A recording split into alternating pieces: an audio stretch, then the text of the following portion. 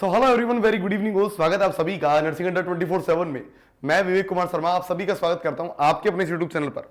और कल मैंने आपको बताया था कि सीआरई का जो एप्लीकेशन है उसका स्टेटस आउट हो गया है। स्टेटस आउट का मतलब कि आपका फॉर्म एक्सेप्ट हुआ है, रिजेक्ट हुआ है, अभी भी पेंडिंग दिखा रहा है, सबमिटेड दिखा रहा है, या और कोई दिक्कत है, उसके बारे में कल मैंने आपको वीडियो बताया था।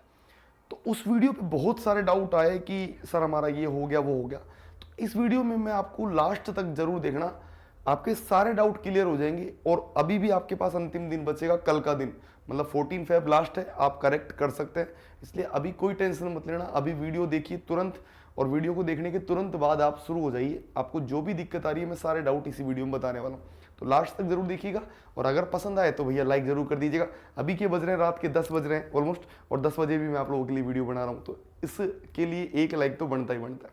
देखिए, जैसे मैं अगर खुद की प्रोफाइल ही दिखाऊं आप लोगों को, तो यहाँ देखिएगा, जैसे कॉमन रिक्रूटमेंट है, आप मेरा भी नाम देख सकते हैं ना। यहाँ पर आप देखो, आपको सबसे पहली चीज तो क्या चेक करनी है कि आपका फॉर्म सबमिटेड हुआ है या नहीं हुआ, पहली बात तो। दूसरी बात, अगर सबमिटेड हो गया है तो अच्छी बात है। अगर पेंडिंग दिखा रहा है तो एक नंबर दिए हुए हैं वहाँ जो है आपके ऊपर, अभी मैं नंबर बता दूंगा, तो उन नंबर पर आपको कॉल करके बताना है कि सर हमारा फॉर्म अभी भी पेंडिंग क्यों बता रहा है। पेंडिंग के 3 रीजन बताएंगे वो लोग। पहला रीजन कि आपके बैंक का ट्रांजिशन जो है वो अभी पूरी तरह से नहीं हुआ है, 7 दिन लेता है ट्रांजिशन में गए के बैंक में, तो वो एक रीजन तो वो ये बता रहे हैं। जैसे आज मेरे बहुत सारे बच्चों से बात हुई तो एक रीजन यही बता रहे हैं कि बैंक का ट्रांजिशन नहीं हुआ है, लेकिन होते ही आपका सबमिटेड दिखा जाएगा, मतलब आपका फॉर्म तो फिल हो गया लेकिन ट्रांजिशन कहीं ना कहीं दिक्कत दे रहा है। पहली बात तो पहली बात तो आप ये चेक कर लीजिए कि एक्सेप्टेड है, सबमिटेड आ रहा है या नहीं आ रहा। अगर आपका यही एक्सेप्टेड नहीं आ रहा तो इसका मतलब आपने फॉर्म में कहीं ना कहीं कोई गड़बड़ी कर दी है, ठीक है। अभी उसके बारे में बता रहा हूं, उसके बारे में क्या करना है।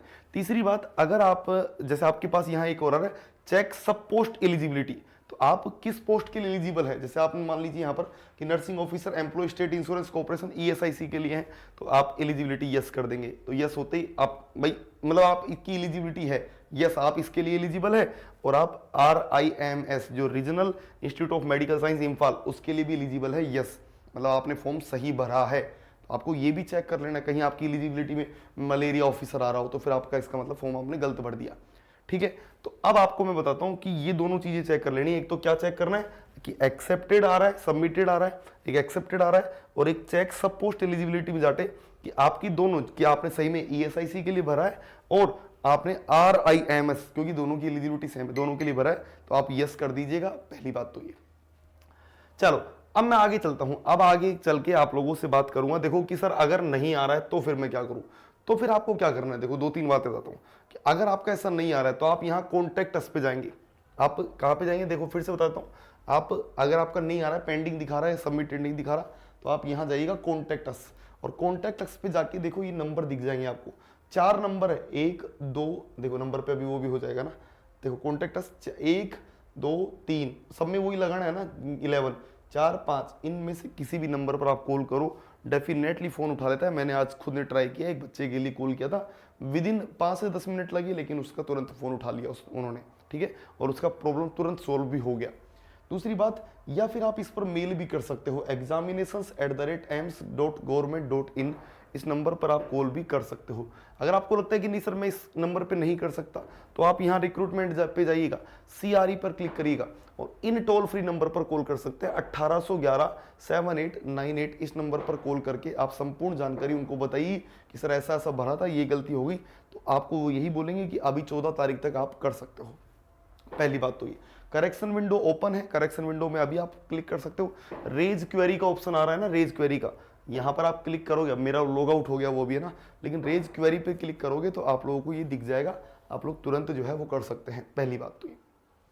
अब मैं आता हूं आप लोगों के डाउट्स पे। बहुत सारे डाउट्स थे आप लोगों के कि यार सर कैसे भरे, क्या भरे, तो मैं अब आपको एक वो जो हमारा कल का वीडियो था मैं वही ओपन कर देता हूं एक बार, ठीक है। इनको बंद कर देता हूं बाकी टैब्स को, और क्योंकि देखो हम लोग कोई भी चीज़ फेक नहीं करना चाहते, मतलब जो भी चीज़ें हैं रियल होनी चाहिए, आप लोगों के सामने होनी चाहिए। तो ये देखो अभी मैं यूट्यूब खोल देता हूँ, ठीक है। यूट्यूब खोला मैंने, आप लोग यूट्यूब पर देखेंगे, नर्सिंग अड्डा पर क्लिक चलते हैं, नर्सिंग अड्डा, ठीक है। नर्सिंग अड्डा पे पहुंच गया मैं, और जब मैं नर्सिंग अड्डा पे पहुंच गया यहाँ पर, तो कल की वीडियोज़ में देखिएगा, ये आपको दिखेगा कल की वीडियोज़ में कौन सा वीडियो था, ये रहा, MCCRE form status out.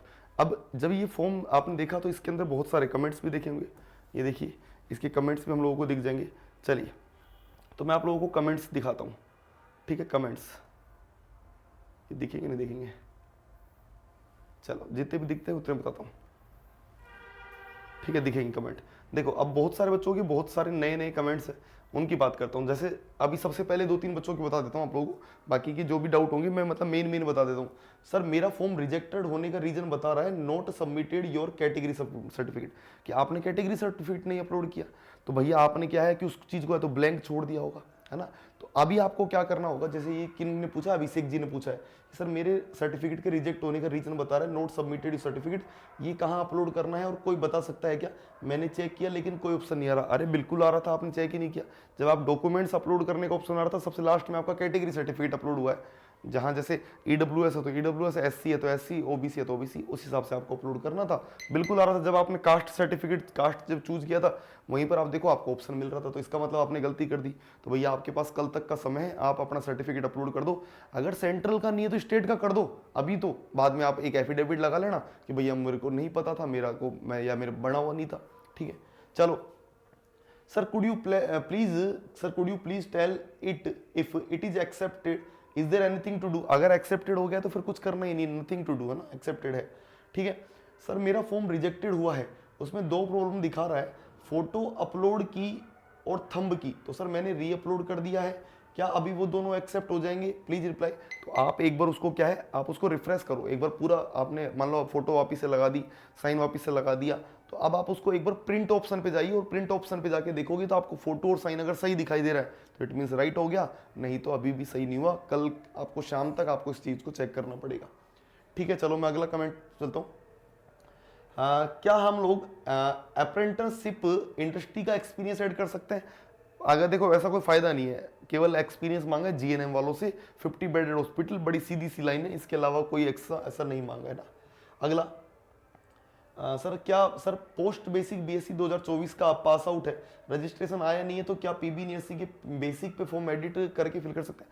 Registration नहीं आया है और पोस्ट बेसिक किया है तो आप अभी 0.0000008 टाइम्स डालकर अभी आप फॉर्म फिल कर दो। बाद में आपको एफिडेविट लगाना पड़ेगा 50 रुपए का, और उस पर बोल दीजिएगा कि रजिस्ट्रेशन नहीं आया था पर पास हो गए, वो डेट बता देना। आप इस नोटिफिकेशन के आने से पहले पास हो गए, ये बात आपको याद रखनी है। अगर नोटिफिकेशन के बाद आने के पास हुए तो आप एलिजिबल नहीं है, तो फिर आप एलिजिबल भी नहीं है, याद रखिएगा। ओके नेक्स्ट है जैसे ये है कि sir brother my application is accepted but there is showing application status is pending, any problem with that. तो वही ट्रांजिशन प्रॉब्लम है, 5 से 7 दिन में सोल्व हो जाएगा, नो प्रॉब्लम, उसके साथ कोई दिक्कत नहीं है, ठीक है। हेलो गुड मॉर्निंग सर, मेरा फॉर्म रिजेक्ट हुआ है, क्या मैं अभी एडिट कर सकता हूँ या मैं अभी कुछ नहीं कर सकता बिकॉज मैं पेमेंट नहीं कर पाया था, प्लीज गाइड। तो पेमेंट नहीं कर पाए थे तो अब तो बिल्कुल नहीं कर सकते भाई, आपको पेमेंट की जो लास्ट डेट थी ना वो जा चुकी है, तो अब नहीं कर सकते यार। लास्ट आप 31 तक ही कर सकते थे, पेमेंट अब नहीं कर सकते। पहले पेमेंट किया और अब बता रहा हूँ ना रिजेक्टेड, तो फिर तो मानते भी बात की ठीक है साहब आपने पेमेंट कर दिया और रिजेक्टेड हुआ तो सुधार कर सकते, पर पेमेंट ही नहीं किया तो फिर तो सुधार का कोई सोल्यूशन ही नहीं है।